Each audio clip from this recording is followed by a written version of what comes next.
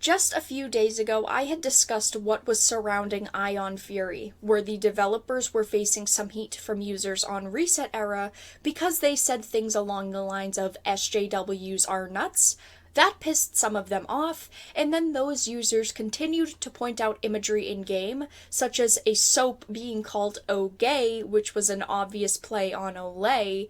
There were a few other things that were pointed out, but developers actually released a statement saying how they were going to censor out these items in-game. If you want to hear more about that and what I'm referencing, I will link that video in the description if you have not seen it already. But they put out a tweet today that said one of our previous tweets said, "Fuck censorship, we stand by that sentiment," and this was the announcement that they made. Ion Fury game content will not be censored. Joint statement from Voidpoint and 3D Realms. We've caused a recent controversy suggesting Ion Fury game content was to be censored. We will absolutely not be censoring Ion Fury or any of our other games, now or in the future, including but not limited to by removing gags such as gaming's most controversial face wash.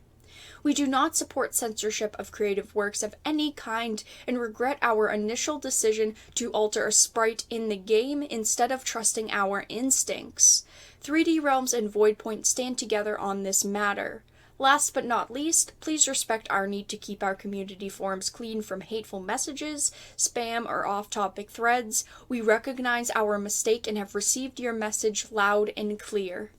I think that this is such a win for gamers like you and I. I am so happy that they decided to reverse course and they did not bend the knee to outrage culture.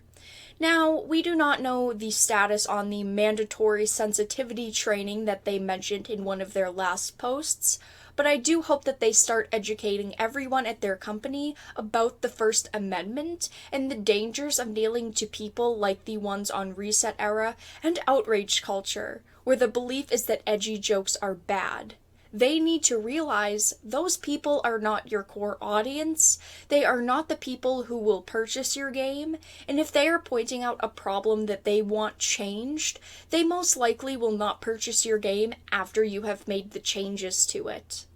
Even though I am glad they came to their senses, I just wish they did not flip-flop around the community. I doubt they will ever recover their goodwill from the original decision, but I do hope they learned from this and that it does not happen again in their future titles. It does prove that they are listening to consumers. They came to their senses and realized who is playing the game and who is really purchasing their game.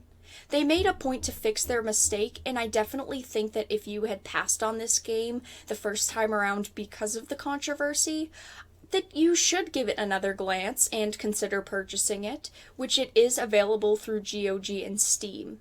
I did do a written review on the game, and that will be in the description if you want to check it out, but I do not feel as bad with the fact that I gave it a recommended. Playing through the game, I did really enjoy it, but I personally take things like censorship into consideration when purchasing a game, so now that they are not making any changes to it, I definitely think that this is a game you should all try out.